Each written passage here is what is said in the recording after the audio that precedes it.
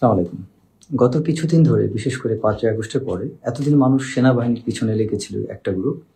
কিন্তু রিসেন্টলি খেয়াল করলাম শুধু সেনাবাহিনী না, সেনা অফিসারের ওয়াইফদের প্রতিও আমাদের যে সম্মানিত ভাবি, তাদের তাদের বিরুদ্ধে অনেক আজে-বাজে প্রচারণা, আজে-বাজে মন্তব্য করা হচ্ছে। খুব দুঃখজনক। তাদের যোগ্যতা নিয়ে কথা বলা হচ্ছে। সামরিক বাহিনীর ওয়াইফরা তাদের কোনো যোগ্যতা নেই। তারা তাদের স্বামীর যোগ্যতায় চলেন। তারা স্বামীর যোগ্যতা অনুযায়ী তারা কথা বলেন। এইরকম নেতিবাচক আজে-বাজে মন্তব্য ছড়ানো হচ্ছে এবং খুবই দুঃখজনক। বিশেষ করে এই যে মাইলস্টোন কলেজে যে ঘটনা ঘটলো, এটার পরেও দেখলাম সামরিক বাহিনীর কতগুলো সোশ্যাল মিডিয়াতে অনেকগুলো অফিসার্স লেডি আমাকে অনেক স্ক্রিনশট পাঠিয়েছেন, অনেক ভাবিরা। সেখানে তারা মেনশন করেছেন যে খুব দুঃখের সাথে যে ভাই দেখেন এইরকম আমাদেরকে এইভাবে কথাগুলো লিখছে। আপনারা সত্যি কথা, খুব দুঃখের বিষয় যে আপনারা সবাই সামরিক বাহিনীর অবদান জানেন, সামরিক কর্মকর্তাদের ভূমিকাটা জানেন, কিন্তু আপনারা ভুলে যাচ্ছেন যে এই সামরিক কর্মকর্তার স্ত্রীদের ভূমিকাটা কত কষ্টের, কতটা স্যাক্রিফাইসিং, কত বেশি উদার তারা হতে পারেন। এটা কিন্তু অনেকে জানেন না। আমি এক এক করে বলবো, আপনাদের যদি ধৈর্য থাকে কাইন্ডলি শুনবেন যে অ্যাকচুয়ালি একজন সামরিক কর্মকর্তার স্ত্রী কি করেন, এটা জানার প্রয়োজন আছে। খুব সহজেই অনেকে ধরে নেয় যে সামরিক কর্মকর্তার ওয়াইফরা স্টাইল করে বেড়ায়, ফ্যাশন করে বেড়ায়, খুব লাক্সারি লাইফ লিড করে। এটা দেখা যায়। একটা বিষয় কি, আপনি যে কোনো জায়গায় রাস্তাঘাটে যে কোনো পরিবেশে বের হবেন, আপনাকে তো শালীনভাবে বের হইতে হবে। আপনাকে কিছুটা অ্যারিস্টোক্রেসি মেনটেন করতে হবে। তার মানে এই না যে আপনি কোনো কষ্ট করেন না, তাই না? আল্লাহর নবীও কিন্তু মানুষকে পরিপাটি হয়ে চলতে বলছেন। এখন পরিপাটি হয়ে সাজসজ্জা করে সুন্দরভাবে চলবেন মানে এই না যে আপনি কোনো সংগ্রাম করেন না, আপনি কোনো চ্যালেঞ্জ ফেস করেন না, আপনি কোনো কষ্ট করেন না। ব্যাপারটা কিন্তু তা না। একজন সামরিক কর্মকর্তা যে কষ্ট করেন, তার প্রতিটা কষ্টের পেছনে তার স্ত্রীর অনেক বড় একটা ভূমিকা থাকে এবং যে কারণে একজন সামরিক কর্মকর্তা তার স্ত্রীকে সম্মান দিয়ে থাকেন, যেটা অন্য পেশায় অতটা দেখা যায় না। এবং এটা অন্যতম কারণ যে সামরিক অফিসারদেরকে বিভিন্ন অনেক মেয়েরা বিয়ে করতে যে আগ্রহ থাকে, এটার অন্যতম কারণ হচ্ছে তাদের কিছু প্রিন্সিপালস, তাদের রুটিন লাইফ, তাদের ডিসিপ্লিন, তাদের ক্যারেক্টার, মানে তাদের নৈতিক চরিত্র এবং স্ত্রীদের প্রতি তাদের কেয়ার। এটা কিন্তু অন্য কোনো পেশায় নেই এবং সেই সুযোগে অন্য কোনো পেশায় হয়তো বা কেউ পায় না। কিন্তু এই বিষয়টাকে আপনার সামনে রেখেই কিন্তু আসলে আমাদের এই সামরিক বাহিনীর কর্মকর্তাদের স্ত্রীদের তাদের জীবনটা কিন্তু আমাদের সাথে এইভাবে চলে। তো এই জায়গাটা অনেকে খুব নেতিবাচক মন্তব্য করে থাকেন, যেটা জানেন না।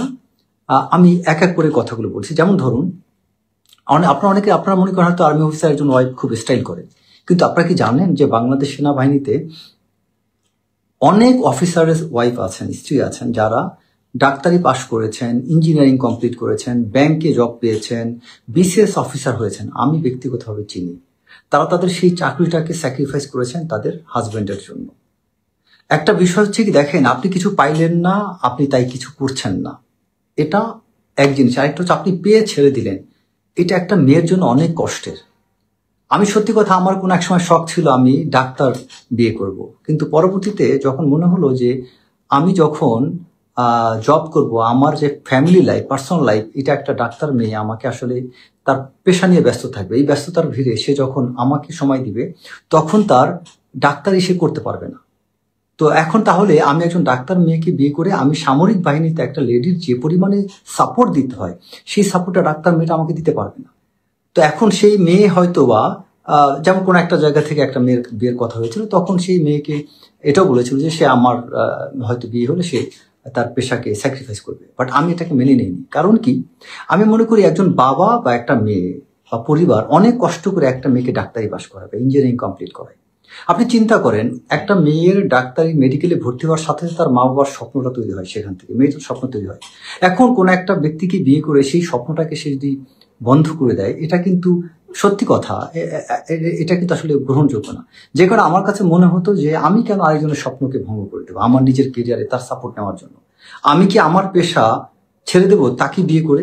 আমি তো আর্মি চাকরি ছাড়বো না তার ডাক্তারি পেশায় তাকে সাপোর্ট দিতে দিয়ে। তাহলে আমার আর্মি চাকরির জন্য সে কেন এটাকে স্যাক্রিফাইস করবে? এই চিন্তা চেতনা থেকে কিন্তু আমি সেই লাইনে যাইনি। ঠিক একইভাবে আমি কথাটা বলবো যে এরকম অনেক ভাবিরা আছেন, তারা তাদের কেরিয়ারটাকে স্যাক্রিফাইস করেছেন তার হাজবেন্ডকে সাপোর্ট দেওয়ার জন্য। আপনি সেই নারীদেরকে নিয়ে আজকে যদি বলেন তাদের যোগ্যতা নেই, তারা স্বামীর গর্বে গর্বিত, স্বামীর পরিচয় দিয়ে চলেন, স্বামীর ক্ষমতায় তার ক্ষমতা, এই যে আজে বাজে মন্তব্যগুলো করেন, আপনারা কি আদৌ দেখেছেন একটা মিলিটারি অফিসার ওয়াইফ কি কষ্টটা করে? একজন অফিসার, আমি নিজে আমি আমি সাক্ষী যে আমি যখন আমাদের সিনিয়র অফিসাররা মিশনে গিয়েছেন, মিশনে থাকা অবস্থায় সেই ভাবিদেরকে বিভিন্ন ধরনের সাপোর্ট টাপোর্ট দিয়ে আমাদের মধ্যে একটা ব্রাদারহুড ছিল। একজন অফিসার লেডিকে আমরা সবসময় বড় বোনের চোখে দেখতাম, বা আমাদের একজন সিও ভাবি যিনি থাকতেন তাকে মায়ের চোখে দেখতাম। এখন আমার ফার্স্ট কমান্ডিং অফিসার, তো তার ওয়াইফ বর্তমানে আমেরিকায় থাকেন, লুবনা ভাবি, এখনো তাকে আমি মায়ের সম্মান দিই। এখনো তার সাথে যখন কথা বলি তিনি আমাকে সেই সেকেন্ড লেফটেন্যান্ট হিসাবেই দেখেন, আমি তাকে সেই সিও ভাবি হিসাবে দেখি। তারা জেনারেল হয়ে রিটায়ারমেন্টে চলে গেছেন তাদের হাজবেন্ডরা, কিন্তু তারপরে সেই সম্মান আছে। আমরা সিনিয়র ভাবিকে মায়ের চোখে দেখি। একটু সিনিয়র ভাবি হলে, তিনি আমার সমবয়সী হলেও তাকে আমরা মায়ের মতো করে সম্মান করি। আবার যদি কোনো জুনিয়র অফিসের ওয়াইফ হয় তাকে আমরা বোনের মতো সম্মান করি। হয়তো বর্তমানে কিছু কিছু দু একটা ঘটনা ঘটতে পারে, যেমন আজিজের সময় কিছু অফিসার চাকরি হারিয়েছে নৈতিক অবক্ষয় জনিত কারণ, সেটা এক্সেপশনাল, একটা দুইটা ঘটনা থাকবে। বাট আমাদের আর্মির মোটা দাগে মিলিটারি কালচারে একজন লেডি যে পরিমাণে রেসপেক্ট পায়, সেটা কোনো কালচারে ভাই রেসপেক্টটা পায় না। একটা লেডি যতটা সিকিউর ফিল করে, এটা কোনো কালচারে এতটা সিকিউর ফিল করে না। আমাদের মধ্যে মিউচুয়াল রেসপেক্টটা অনেক বেশি। আমরা একজন ভাবিকে যেভাবে ওন করি, এটা কোনো কালচারে একজন ভাবিকে ওইভাবে ওন করে না। আমি আমার আপন ভাইয়ের বোর সাথেও মনে হয় না এতটা আমার শ্রদ্ধাবোধ আছে, যেটা আমার একজন সিনিয়র সামরিক কর্মকর্তার বোর ক্ষেত্রে। এবং আমি বিভিন্ন সময় বিপদে পড়েছি, দুর্ঘটনা ঘটেছে, অসুস্থ হয়েছি, প্রচুর সিনিয়র অফিসার ভাবিরা বড় বোনের মতো করে খোঁজ নিয়েছেন। ব্যাংককে ভর্তি হয়েছি, তখন ভাবিরা খোঁজ নিয়েছেন। মনে হয়েছে যে আমার আপন একটা বড় বোন খোঁজ নিচ্ছেন। এই ধরনের সম্পর্ক আমাদের মধ্যে পাই। তো সেই ভাবিদেরকে নিয়ে আপনারা যখন আজে বাজে কথা বলেন না, খুব কষ্ট লাগে। আপনার তো আন্দাজ নাই, সামরিক বাহিনীর একজন লেডি যদি তিনি অশিক্ষিত হয়েও সামরিক বাহিনীতে কোনো কর্মকর্তার স্ত্রী হন, তিনি যে শিক্ষা এই বাহিনী থেকে অর্জন করতে পারেন, আপনার বাইরে মাস্টার্স পাস করে সেই শিক্ষা অর্জন করতে পারবেন না। কারণ সামরিক বাহিনীর যে কালচার, এই কালচারে একজন লেডি অনেক কিছু শিখেন, তাকে অনেক দায়িত্ব পালন করতে হয়। একজন কোম্পানি কমান্ডার মেজর র্যাঙ্কে, সেই কোম্পানি কমান্ডার তিনি কিন্তু, কেউ একজন আমার কথাটা পরিষ্কার শুনতে পাচ্ছেন না, একজন কোম্পানি কমান্ডার যিনি থাকেন মেজর র্যাঙ্কে, তিনি পর্যন্ত, তার ওয়াইফ পর্যন্ত, তিনি যখন অ্যাবসেন্ট থাকেন বা তিনি যখন কোনো ট্রেনিংয়ে এখানে ওখানে যান, তার ওয়াইফ কিন্তু সেই প্রতিটা সৈনিকের খোঁজ খবর তার মাধ্যমে রাখেন। তিনি তার অনেক ক্ষেত্রে আছে যে একজন অফিসারের কাছে কোনো একটা সমস্যা কোনো সৈনিক বলতে পারে না, তখন দেখা যায় তার লেডির কাছ থেকে স্বর্ণাপন্ন হয়। এবং আমাদের মধ্যে এইরকম একটা অফিসারের লেডি, সে কিন্তু একটা সেমি অফিসারের মতো কাজ করে, যেটা আপনারা জানেন না। তিনি লারে লাপ্পা লাইফ লিড করেন না। একজন লেডিকে তাকে সেনাবাহিনীর অধীনে অনেক কালচারাল প্রোগ্রামগুলো তাকে চালাতে হয়, সেখানে অনেক ধরনের কালচারাল ইভেন্ট হয়, সেই ইভেন্টগুলো কিন্তু আমাদের ভাবিরা অ্যারেঞ্জ করে থাকেন। আমাদের আর্মি অধীনস্থ বিভিন্ন শিক্ষা প্রতিষ্ঠানগুলো, এই শিক্ষা প্রতিষ্ঠানগুলো কিন্তু অনেক ভাবিরা তত্ত্বাবধান করে থাকেন। আবার আমাদের এই যে বিভিন্ন বাচ্চাদের জন্য বিভিন্ন ধরনের আয়োজন করা হয়ে থাকে, এটা কিন্তু আমাদের ভাবিরা দেখে থাকেন। এবং আপনারা হয়তো জানেন না যে আমাদের সামরিক বাহিনীতে প্রচুর ভাবিরা আছেন যারা বিভিন্ন দেশের বিভিন্ন জায়গায় সিএসআর অ্যাক্টিভিটিস করছেন, সমাজসেবামূলক বিভিন্ন কর্মকাণ্ড, এনজিও, বিভিন্ন প্রতিষ্ঠানে কাজ করে যাচ্ছেন। তারা মিলিটারি এনভায়রনমেন্টে তাদের দায়িত্ব পালন করছেন, আবার জবও করছেন, ব্যাংকে চাকরি করছেন, শিক্ষকতা করছেন, আবার কেউ লেখালেখি করছেন। মিডিয়াতে অনেক ভাবিরা আছেন যারা নিউজ প্রেজেন্টার হিসেবে কাজ করছেন। প্রতিটা জায়গায় যেখানে একজন মিলিটারি অফিসার ওয়াইফ কোনো একটা দায়িত্ব নিয়েছেন, সেখানে তিনি ব্যর্থ হননি। আপনাদের মনে রাখতে হবে, বেগম খালেদা জিয়া তিনি একজন সামরিক কর্মকর্তার স্ত্রী, যাকে সমস্ত বাংলাদেশের মানুষ যাকে দেখে অনেক ফ্যাশন থেকে শুরু করে অনেক কিছু শিখেছে, যার কাছ থেকে স্টাইল মানুষ শিখেছে, সেই বেগম খালেদা জিয়া কিন্তু একজন সামরিক কর্মকর্তা ওয়াইফ। এবং আপনাদেরকে আরেকটা কথা বলি, যদি শেখ হাসিনা আরেকটু সুন্দরী হতেন, তিনিও কিন্তু হয়তো বা সামরিক কর্মকর্তার স্ত্রী হইতেন, এবং হয়তো তার আজকে এই অধঃপতনও হতো না। যদি তিনি বঙ্গবন্ধু শেখ মুজিবুর রহমান যদি শেখ হাসিনার কোনো সামরিক কর্মকর্তার কাছে বিয়ে দিতেন, তাহলে হয়তো তার এই অধঃপতনটা হইতো না। তিনিও হয়তো বা খালেদা জিয়ার মতো তার মতো একই রূপে হেসে জনপ্রিয় হতে পারতেন এবং নীতি আদর্শ প্রতিফলন ঘটাতে পারতেন। কিন্তু হয়তো তিনি অতটা সুন্দরী হননি বিধায় হয়তো তার জীবনে সেটা ঘটেনি। আর যারা আজকে জেলাসি থেকে আজে বাজে মন্তব্য করছেন যেসব মেয়েরা, আপনারা যারা সুন্দরী আছেন তারাও কিন্তু মনে মনে স্বপ্ন দেখেছিলেন সামরিক অফিসার বিয়ে করার জন্য, কিন্তু পারেননি, তাই আঙুর ফল টক না পেয়ে এখন অন্য ভাবিদের প্রতি আপনারা তীর্যক মন্তব্য করছেন। তারা এইটা করে বেড়ায়, ওইটা করে বেড়ায়। সমস্যাটা ওইখানে না, তারা কি করে এইটা সমস্যা না, সমস্যা হচ্ছে আপনার ভিতরে জ্বালাপোড়া।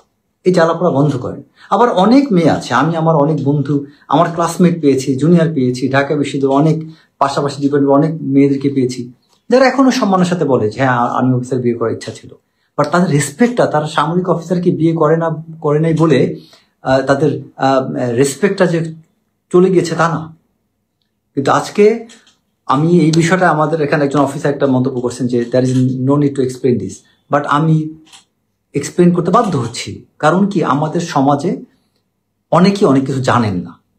সো দয়া করে আপনাদেরকে একটা অনুরোধ করব, আমরা সামরিক বাহিনী কর্মকর্তারা আমাদের লেডিদেরকে খুব রেসপেক্ট করি, তাই দয়া করে আমাদের সামরিক কর্মকর্তার ওয়াইফদের নিয়ে আজেবাজে মন্তব্য আপনারা করবেন না।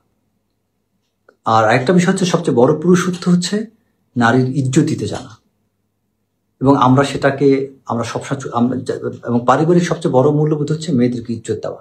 যে পুরুষ তার বোন, নিজের স্ত্রী এবং মা এবং নিজের কন্যা, এই চারটার সম্পর্ককে ইজ্জত